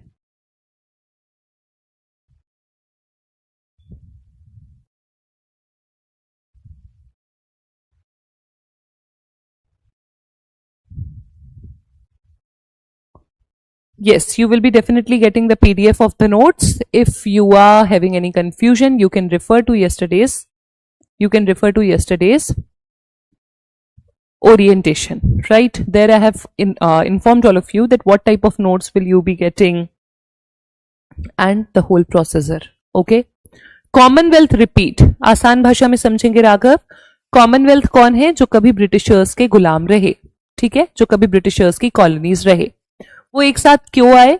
एक साथ इसलिए आए क्योंकि Britishers ने अपने basically Commonwealth के जो देश हैं वो सारे के सारे ब्रिटिशर्स के गुलाम रहे, तो एक साथ इसलिए आए क्योंकि उनका सबका इतिहास सेम है, उनके सबके मूल्य सेम है, वो सब डेमोक्रेसी को, लोकतंत्र को सपोर्ट करते हैं, संविधान को सपोर्ट करते हैं, रूल ऑफ लॉ को सपोर्ट करते हैं, ठीक है।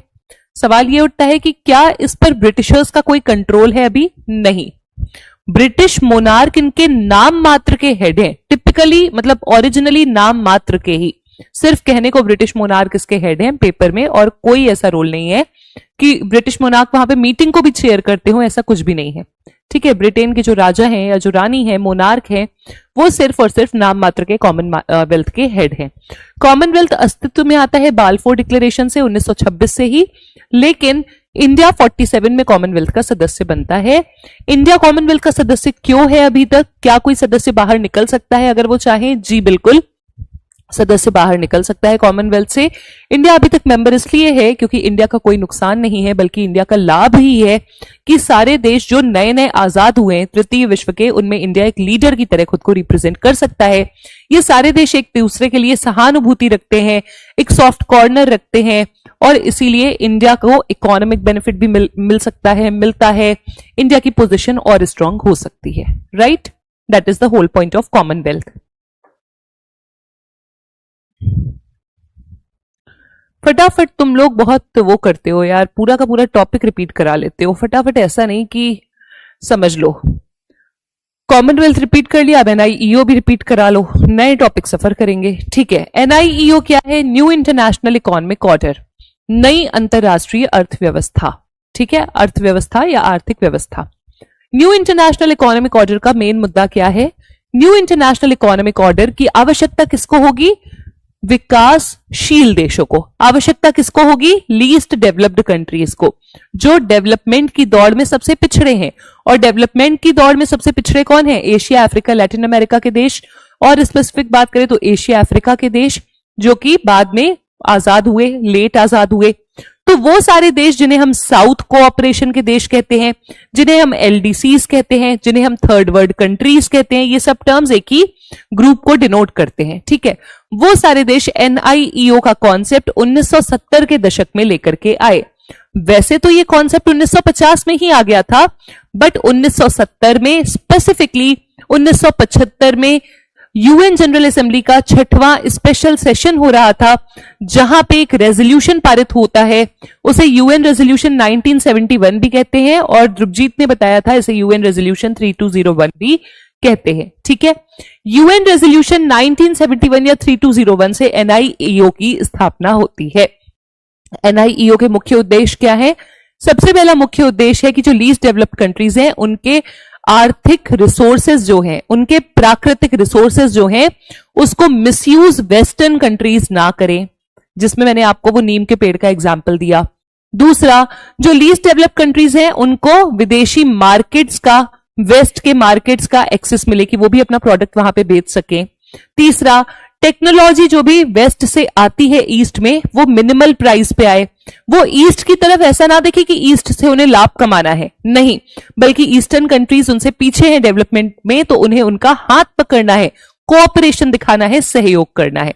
तो टेक्नोलॉजी भी कम से कम पैसों में उन्हें देनी है, और जितना सपोर्ट हो सके उतना सपोर्ट उन्हें टेक्नोलॉजी में भी करना है। राइट, सो ये कुछ पॉइंट्स हैं जो एनआईईओ, न्यू इंटरनेशनल इकोनॉमिक ऑर्डर के पॉइंट्स हैं। Clear? Namrata, you have to refer to orientation lecture which I took yesterday. I have answered all your queries. So please make sure you have seen your orientation for new batch, all of you. ठीक है, चलो अब आगे बढ़े। अब देखिए, दो चीजें हैं। एक तो आपका जो इंडियन फॉरेन पॉलिसी का लेक्चर शेड्यूल है, लेक्चर प्लान, उसमें कल हम बढ़ेंगे इंडिया की न्यूक्लियर पॉलिसी की तरफ। देन उसके बाद हम पढ़ेंगे India's relation with super power. Super power में इंडिया, रशिया और मैंने चाइना भी रखा है। उसके बाद हम नेबरहुड के तरफ रिलेशनशिप पढ़ेंगे, इंडिया का मल्टीपोलर वर्ल्ड में रिलेशनशिप पढ़ेंगे। फिर आपके दो लेक्चर्स हैं, continuity and change in foreign policy. तो what I have planned, continuity and change in foreign policy में आपकी फॉरेन पॉलिसी का प्राइम मिनिस्टर वाइज एक एक फीचर हम पढ़ लेंगे। ठीक है, प्राइम मिनिस्टर वाइज, जैसे नरेंद्र मोदी जी की फॉरेन पॉलिसी में क्या चेंजेस आए हैं, पंडित जवाहरलाल नेहरू की फॉरेन पॉलिसी कैसी थी, इंदिरा गांधी की फॉरेन पॉलिसी कैसी थी, अटल बिहारी वाजपेयी की क्या थी, किसकी फॉरेन पॉलिसी में क्या चेंजेस आए हैं, ये सब हम कंटिन्यूटी एंड चेंज में पढ़ लेंगे। ठीक है, दो लेक्चर्स हैं उस पे।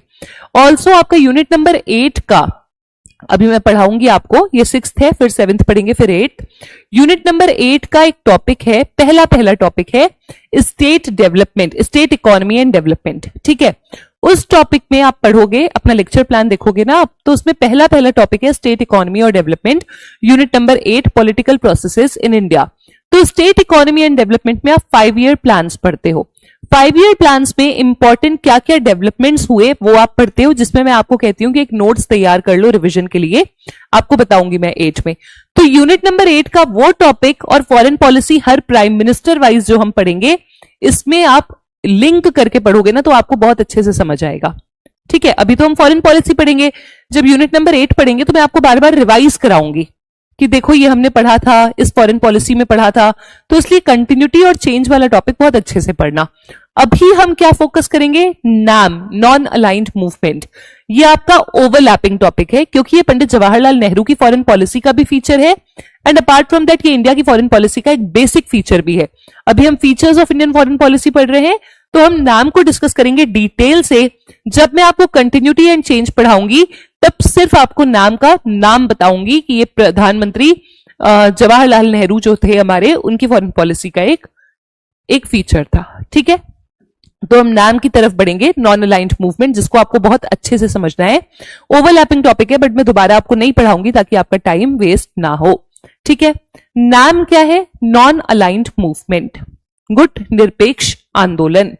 ठीक है, गुट निरपेक्ष, तो किसकी तरफ निरपेक्षता रख रहे हैं? कुछ गुट होंगे, दो गुट थे, दो पोल्स ऑफ पावर थी। कौन सी पोल्स ऑफ पावर थी? ये बात है शीत युद्ध की, कोल्ड वॉर की। कोल्ड वॉर का टाइम पीरियड 45 से 90। कोल्ड वॉर के पहले क्या था? फर्स्ट वर्ल्ड वॉर और second world war. First world war का टाइम पीरियड 14 से 18, सेकेंड वर्ल्ड वॉर का टाइम पीरियड 39 से 45। कहीं मैंने कोई गलती की हो तो बताओ। कोल्ड वॉर का टाइम पीरियड 45 से 90। कोल्ड वॉर के समय दो गुटों में आपका संसार बटा हुआ था, विश्व बटा हुआ था। दो पोल्स ऑफ पावर, एक था यूएसए, दूसरा था यूएसएसआर। यूएसए जो डेमोक्रेटिक था, लोकतंत्र को सपोर्ट कर रहा था, और उसके साथ साथ कैपिटलिज्म को सपोर्ट कर रहा था। पूंजीवाद, पूंजीवाद का फीचर क्या है? सब अपने प्रॉफिट्स को बढ़ाने के लिए काम करते हैं, सब अपने लाभ को बढ़ाने के लिए काम करते हैं। On the other hand USSR communism को सपोर्ट करता था, साम्यवाद, और यूएसएसआर सपोर्ट करता था कम्युनिज्म के साथ साथ किसको? सोशलिज्म भी आप कह सकते हैं। ठीक है, समाजवाद और साम्यवाद को सपोर्ट करता हुआ यूएसएसआर का गुट था। यूएसएसआर का कम्युनिज्म क्या है? साम्यवाद, जहां पे जो मीन्स ऑफ प्रोडक्शन है, वो उत्पादन के साधन राज्य को देने की बात की जाती है। मतलब यहां पे राज्य ऐसा प्रोडक्शन करेगा, ऐसा विकास करेगा जो कि सबकी भलाई को सोच करके करेगा, अनलाइक कैपिटलिज्म जहां पे कुछ लोग अपने प्रॉफिट के लिए काम करते हैं। ठीक है, कौन सी आइडियोलॉजी बेटर है, कौन सी नहीं, उस पे हम नहीं आएंगे, उस पे हम नहीं आएंगे अभी। ठीक है, तो basically two poles of power थे, यूएसए यूएसएसआर। यूएसए अपना वर्चस्व बढ़ाना चाहता था, यूएसएसआर अपना वर्चस्व बढ़ाना चाहता था, अपना एरिया ऑफ डोमिनेंस बढ़ाना चाहते थे। कोई भी नया देश आजाद हो रहा है, यूएसए सोचता था हम इसको अपने पाले में खींच लें, यूएसएसआर सोचता था हम इसको अपने पाले में खींच लें। ठीक है, लेकिन यूएसए और यूएसएसआर अगर अपने पाले में इन्हें खींचेंगे नए देशों को, तो इसका प्रॉब्लम क्या होगा? Suppose let's take one example लेते हैं हम इंडिया का। जब इंडिया नया नया आजाद हुआ 47 में, अगर हम यूएसए की तरफ जाते तो हम यूएसएसआर से पहले दिन बिना बात के दुश्मनी मोल ले लेते। राइट, आप पहले दिन ऑफिस आए, आपकी नई नई नौकरी लगी है, और आते साथ आपको लिफ्ट में कोई मिला, आप बाहर निकल रहे थे और उसने आपके ऊपर पानी गिरा दिया धोखे से। आपने पहले ही दिन उसको डांट दिया, आपने कहा कि तुम्हें समझ नहीं आता, एक्सेट्रा एक्सेट्रा। और बाद में जब आप ऊपर अपने ऑफिस तक पहुंचते हो तो आपको पता चलता है कि ये आपके बॉस हैं, रिपोर्टिंग मैनेजर हैं। तो पहले ही दिन बिना बात के पंगा हो गया। अब जितने टाइम वहां पे नौकरी में रहोगे तो आपके जो बॉस हैं उनकी आंखों में खटकते रहोगे, है ना। अब आपको वर्क प्रेशर भी मिलेगा, जॉब में काम भी ज्यादा मिलेगा। बिना बात के पहले ही दिन दुश्मनी मोल ले ली। ठीक है, तो अगर हम यूएसए से मित्रता करते तो पहले ही दिन बिना बात पे हमारा यूएसएसआर शत्रु बन जाता, यूएसएसआर से मित्रता करते तो यूएसए बन जाता। हम उस सिचुएशन में नहीं है, ऑलरेडी हमारी नई नई जॉब है। अगर उस एग्जाम्पल को आगे कंटिन्यू करें, नई नई जॉब है, नए शहर में शिफ्ट हुए हैं, घर का रेंट देना है, बिजली का बिल भरना है, हमारी वो स्थिति नहीं है। वर्क प्रेशर भी है कि हम किसी से दुश्मनी मोल ले, राइट, और वो भी अपने बॉस से। तो हम अगर इन सब चीजों का ध्यान देने लगेंगे कि बॉस पॉलिटिक्स कर रहा है, काम ज्यादा दे रहा है, तो इट मींस हमारे जो बाकी प्रायोरिटीज थी, घर का रेंट, फैमिली के साथ टाइम स्पेंड करना, नई सिटी में एडजस्ट होना, वो सब इग्नोर हो जाएंगी। इट मींस हम जब आजाद हुए, हमारी जो नई नई चुनौतियां थी, हमारे जो लोग थे उनके पेट हमें भरने थे, टू बी वेरी ऑनेस्ट, क्योंकि हमारे पास उतना अनाज नहीं था। जो रिफ्यूजीज थे उनका ट्रस्ट हमें जीतना था, जो मुस्लिम हमारे देश में थे उनका ट्रस्ट हमारी सरकार को जीतना था। हमारे देश में जो दंगे चल रहे थे इंडिया पाकिस्तान के पार्टीशन के बाद, उन दंगों को शांत करना था। हमारे जो लोग यहाँ रिहैबिलिटेट होकर के आए थे, उन्हें घर देने थे, उन्हें छत देनी थी, हमें बेरोजगारी खत्म करनी थी, इंडस्ट्रीज लगानी थी, डेवलपमेंट करना था। और इसी में अगर हम इस पॉलिटिक्स में पड़ जाते तो हम अभी आजाद हुए थे, नया दुश्मन हमारे दरवाजे ऑलरेडी आ जाता. So what we chose, instead of getting involve in this two poles of power, we said we will follow a mid path. It is not only India, but India was also one of the founding members. ठीक है, कौन कौन था अभी आगे हम देखेंगे. Mid path क्या है, ना हम यूएसए की तरफ जाएंगे, ना हम यूएसएसआर की तरफ जाएंगे, हम बीच का रास्ता चुनेंगे, हम इंडिपेंडेंट फॉरेन पॉलिसी बनाएंगे. मतलब हम अगर किसी गुट को ज्वाइन नहीं कर रहे, नॉन अलाइंड है, इसका मतलब ये नहीं कि हम अंतरराष्ट्रीय रिलेशन में हमारा अस्तित्व ही नहीं है. नहीं, हम यूएसए की तरफ भी नहीं जाएंगे, यूएसएसआर की तरफ भी नहीं जाएंगे, फिर भी अंतरराष्ट्रीय संबंध बनाएंगे, इंडिपेंडेंट पॉलिसी रखेंगे बिना किसी के हस्तक्षेप के, बिना किसी के इंटरफेरेंस के. That is in just non alignment. Non alignment की पूरी कहानी ये है. ठीक है, चलिए देखते हैं स्लाइड्स पे क्या लिखा है. It is a forum of 120 developing countries. अब मेरे साथ जुड़ेगा कौन अगर मैं कहूंगी कि मध्यम पाथ अपनाएंगे? मेरे साथ जुड़ेगा कौन कि हम कहेंगे कि हम बीच का रास्ता अपनाएंगे? कौन जुड़ेगा? जो मेरे जैसी प्रॉब्लम फेस कर रहा होगा, है ना. So it will be all developing countries जो भी 1940-50 के दशक में आजाद हुई थी. आपको पता होना चाहिए, यहां पे मैंने आपको बताया द्वितीय विश्व युद्ध के बाद शीत युद्ध शुरू हो गया. द्वितीय विश्व युद्ध और शीत युद्ध, सेकेंड वर्ल्ड वॉर और कोल्ड वॉर के बीच में, या जब सेकेंड वर्ल्ड वॉर खत्म हो रहा था, उस समय में बहुत सारे देश आजाद होते हैं. क्यों? क्योंकि द्वितीय विश्व युद्ध में ब्रिटेन की जो हालत थी वो खराब हो चुकी थी. तो ब्रिटेन के ऊपर अमेरिका जैसे देशों द्वारा प्रेशर था कि अपनी कॉलोनीज को आजाद करो. तो ब्रिटेन या यूरोपीय देशों पर, सिर्फ ब्रिटेन नहीं, उन पर प्रेशर था और इसीलिए सारे देशों को आजाद किया जा रहा था. देशों में भी राष्ट्रवाद बढ़ गया था, तो देशों को आजादी मिल रही थी. तो 40s-50s के दशक में जो भी देश आजाद हुए, वो 120 देशों का एक संगठन, एक समूह नॉन अलाइंड मूवमेंट की शुरुआत करता है, कोल्ड वॉर पॉलिटिक्स को अवॉइड करने के लिए और इंडिपेंडेंट या नॉन अलाइंड रहने के लिए. इंडिपेंडेंट या नॉन अलाइंड रहने के लिए. क्लियर?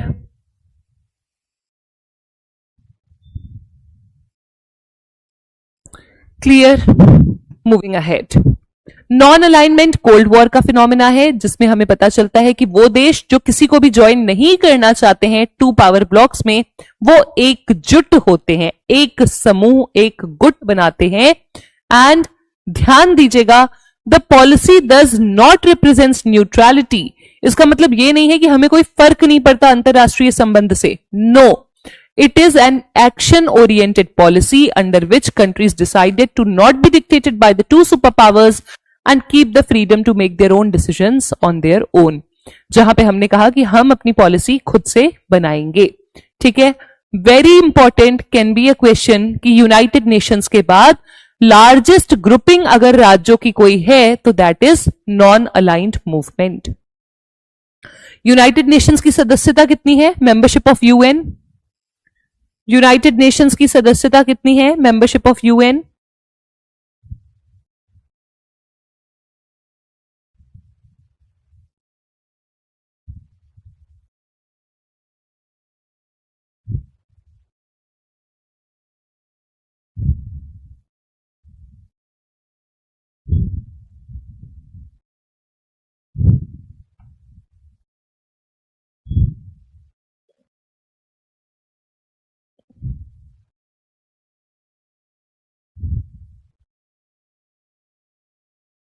(193).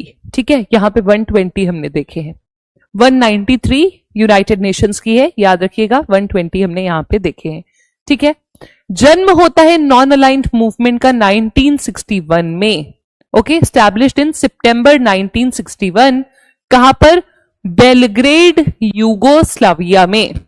ठीक है, बेलग्रेड, यूगोस्लाविया में 1961 में पहली नाम समिट कॉन्फ्रेंस होती है, जहां पे इस ऑर्गेनाइजेशन की स्थापना भी होती है. और 55 में ये ग्रुप बना था. डिस्कशन शुरू हुए थे एशिया अफ्रीका बैंडिंग कॉन्फ्रेंस, जो कि इंडोनेशिया में हुई थी, वहां पर. ठीक है, कौन कौन है इससे associated? This is an initiative of Indian prime minister Pandit Jawaharlal Nehru. Ghana के प्रेसिडेंट थे नामे नुक्रुमा. इंडोनेशिया के प्रेसिडेंट थे सुकर्नो. इजिप्ट के प्रेसिडेंट थे गमल अब्देल नासिर. और यूगोस्लाविया के प्रेसिडेंट थे टीटो. ठीक है, 5 देश याद रखेंगे. कौन कौन से? इंडिया, घाना, इंडोनेशिया, इजिप्ट और यूगोस्लाविया। इंडिया, घाना, यूगोस्लाविया, इंडोनेशिया और इजिप्ट, इनके हेड्स के नाम भी याद कर लेना, एग्जाम में पूछा जाता है। ठीक है, इंडिया के पंडित नेहरू, घाना के प्रेसिडेंट थे नामे Nkrumah, Indonesia Sukarno, Egypt Nasser, Yugoslavia Tito. ठीक है, ये 5 लोगों का ब्रेन चाइल्ड था नॉन अलाइंड मूवमेंट, जिन्होंने नॉन अलाइंड मूवमेंट का कॉन्सेप्ट हमें दिया, जिन्होंने नॉन अलाइंड मूवमेंट का जो कॉन्सेप्ट था वो हमें दिया, हमारे सामने रखा। ठीक है, चलिए एक सवाल है आप लोगों के लिए। Non alignment will continue, non-alignment will continue to be the fundamental basis of our approach toward problems. Will continue to be the fundamental approach, will continue to be our fundamental approach toward problems.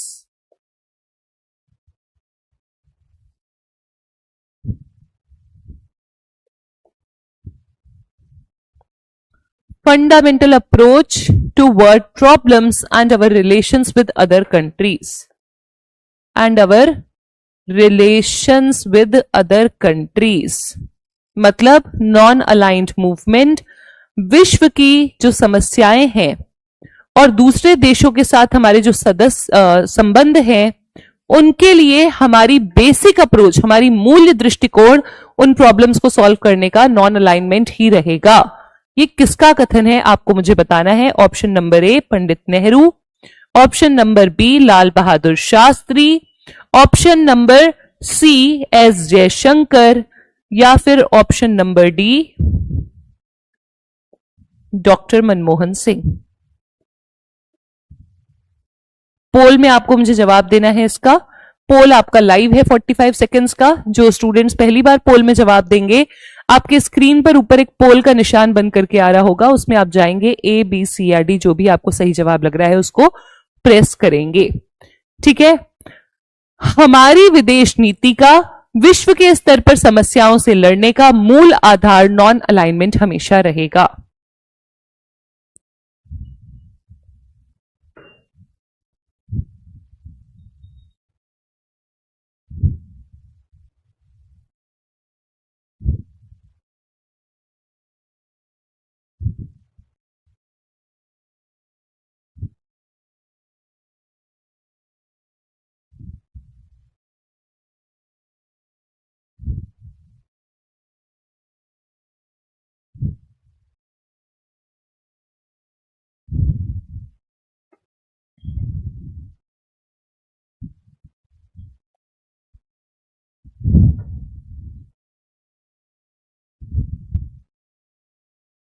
Poll has stopped. The correct answer here is लाल बहादुर शास्त्री।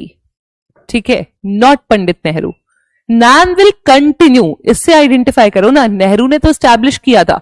शास्त्री जी कहते हैं that only Priyanshi, श्रुति और ददम ने सही जवाब दिया है कि नाम विल कंटिन्यू, नाम करता रहेगा मदद हमें। ठीक है, that is Lal Bahadur Shastri. Okay, याद रखिएगा। चलिए नेक्स्ट, पर्पस क्या था?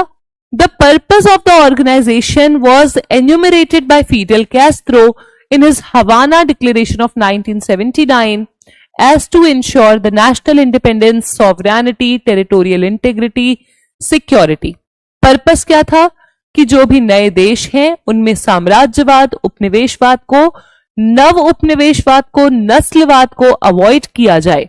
किसी भी प्रकार के विदेशी आक्रमण को, विदेशी कब्जे को, प्रभुत्व को, हस्तक्षेप को, आधिपत्य को अवॉइड किया जाए और उसके साथ साथ किसी भी गुट राजनीति यानी किसी भी आप कहेंगे अलाइंड पॉलिटिक्स को अवॉइड किया जा सके, ब्लॉक पॉलिटिक्स को अवॉइड किया जा सके। ये उद्देश्य था नॉन अलाइंड मूवमेंट का। Right, the policy and objectives were very significant during cold war era. As it promoted stabilization of world order etcetera etcetera, ये हम पढ़ चुके हैं सब, आप पढ़ लीजिएगा। ठीक है, अभी मुझे आपको कुछ बताना है, पहले लेट मी फिनिश दैट, फिर उसके बाद हम होमवर्क क्वेश्चन की तरफ बढ़ेंगे। Correct answer was Shastri ji and not Pandit Nehru.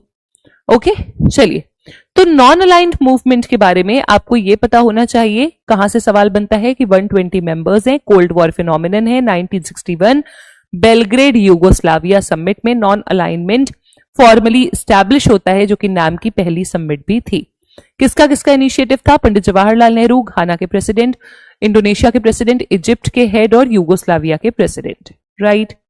उसके अलावा हमें यह पता है कि इस ऑर्गेनाइजेशन का पर्पस किसने दिया था, पर्पस किसने बताया था? यहां पे एक नाम आपको याद रखना है, हवाना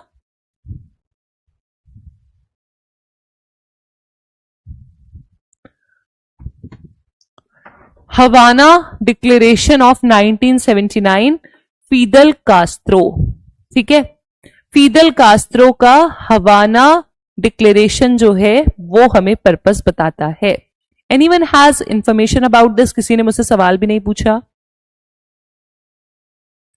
किसी ने मुझसे सवाल भी नहीं पूछा अबाउट दिस कि मैम ये क्या है, तो आपको पता होगा व्हाट इट इज।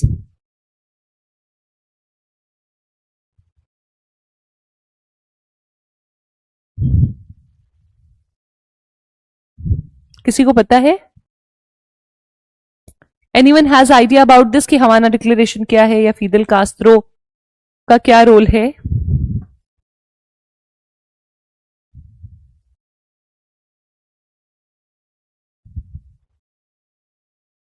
नाइनटीन 1979 में 6th नाम समिट हुई थी, 6वीं नाम समिट हुई थी हवाना क्यूबा में। ठीक है, वहां के प्रमुख थे फीदल कास्त्रो, राइट। उन्होंने पर्पस दिया हवाना डिक्लेरेशन ऑफ 1979 में। Clear? Not Cuban missile crisis, it is the head of Cuba. हाँ, क्यूबन मिसाइल क्राइसिस का पृष्ठभूमि कह सकते हो, बट 79 में कोई वो नहीं है, नॉट रिलेटेड। 79 में हवाना क्यूबा में जो समिट हुई थी, 6th नाम समिट, वहां पे फीदल कास्त्रो ने ऑर्गेनाइजेशन के जो ऑब्जेक्टिव्स हैं, जो उद्देश्य हैं, उनके बारे में हमें बताया, राइट। अच्छा, एक चीज और आपको मैं बताना चाहूंगी, there is one quote, the voice of NAM is here to be heard, the voice of NAM is here to stay and grow, the voice of NAM is here to be heard. Hindi में बताती हूं, the voice of NAM is here to stay and grow. ये किसका कथन है? What do you think? यानी NAM की आवाज यहां पर सुने जाने के लिए है, नाम की आवाज यहां पे रुकने और बढ़ने के लिए है, यहां पे स्थिर होने और बढ़ने के लिए है। सो डियर स्टूडेंट्स, नाम is never out of fashion. This statement was given by S Jaishankar, foreign affairs minister of India, right. अभी नाम का रेलेवेंस कम हो गया है क्या? कई बार आपसे सवाल पूछा जाता है, जब आप सब्जेक्टिव पेपर कोई दोगे, इंटरव्यू दोगे, तो आपसे पूछा जाएगा, कैसे उसका आप जवाब दोगे वो भी हम आगे आने वाले क्लासेस में डिस्कस करेंगे। बट आप कहोगे कि नहीं, आपका आंसर ये होना चाहिए कि हम कंप्लीटली इसको इग्नोर नहीं कर सकते हैं, है ना। We can not completely ignore this because S Jaishankar, the present foreign minister of the country, said the voice of नाम is here to stay and grow। नाम का अस्तित्व कभी खत्म नहीं होगा, बल्कि नाम का अस्तित्व हमेशा आगे बढ़ेगा और आगे बढ़ता जाएगा, right. Clear? I hope it is clear to all of you. ठीक है, अब आपका एक होमवर्क है, 10 प्रिंसिपल्स थे, 10 प्रिंसिपल्स, सिद्धांत बैंडुंग कॉन्फ्रेंस के आपके नोट्स में दिए गए हैं। ठीक है, 10 प्रिंसिपल्स ऑफ बैंडुंग कॉन्फ्रेंस आपके नोट्स में दिए गए हैं। नोट्स मोस्ट प्रोबेबली आपको इस लेक्चर के कल तक मिल जाएंगे, आज शायद ना मिल पाए। ठीक है, तो ये जो 10 प्रिंसिपल्स हैं ये आपको नोट से पढ़ने हैं, आसान है, आपको समझ में आ जाएगा, ऐसा कुछ नहीं है कि आप नहीं समझ पाओगे। पंचशील के सिद्धांत आपके टिप्स पे होने चाहिए, क्योंकि हमेशा हमेशा आपके ये सिद्धांत आपके एग्जाम में आपको देखने को मिलते हैं, राइट। अपार्ट फ्रॉम दैट आपको ये भी पता होना चाहिए कि आपके जो नोट्स हैं उसमें मैंने कुछ इंपॉर्टेंट सबमिट्स भी डाली हैं जो आपके एग्जाम में कभी कभी पूछ ली जाती हैं, ठीक है। तो वो सबमिट्स भी आपको याद करनी है, राइट। 10 प्रिंसिपल्स के अलावा आपको वो सबमिट्स, कुछ इंपॉर्टेंट सबमिट हैं जिसमें कुछ इंपॉर्टेंट डेवलपमेंट हुए थे, वो सारी आपको याद करनी है, ठीक है जी। I hope it is clear to all of you. Can we end the class here? कोई डाउट, कोई क्वेरी है तो आप पूछिए।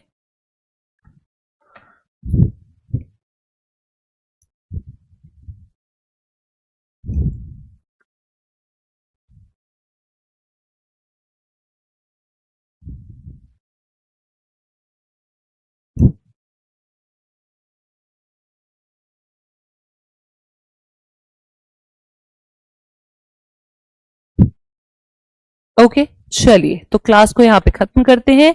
अगली क्लास आपकी कल 1 बजे है। आज हमने पढ़ा अबाउट इंडियन फॉरेन पॉलिसी। हमने समझा कि मीनिंग क्या होती है फॉरेन पॉलिसी की। We discussed about the factors which are influencing India's foreign policy and we discussed about the principles of India's foreign policy. Principles में हमारा स्पेशल फोकस था नाम पर, NIEO पर, एंड अपार्ट फ्रॉम दैट एक और हमने पढ़ा था जो कि क्या था, NIEO, NAM and one more we read which I explained all of you. दोबारा भी एक्सप्लेन करवा लिया था आपने मुझसे। Non aligned movement 1961, NIEO 1970s and apart from that we also studied about yes Commonwealth जिसको इंडिया ने 47 में ज्वाइन किया था, right, Commonwealth Nations. This is it from my side. I hope you all enjoyed this class. See you all at 1 tomorrow. अभी YouTube पे class है 3 बजे जहां पे मैं गांधी का टॉपिक ही पढ़ाऊंगी which I will be covering in your batch. So do not worry. If you want to join, you can. If you do not want to join, you have class of paper 1. Then that's okay. Completely okay. Right? Thank you so much. Bye. Take care. See you all tomorrow at 1.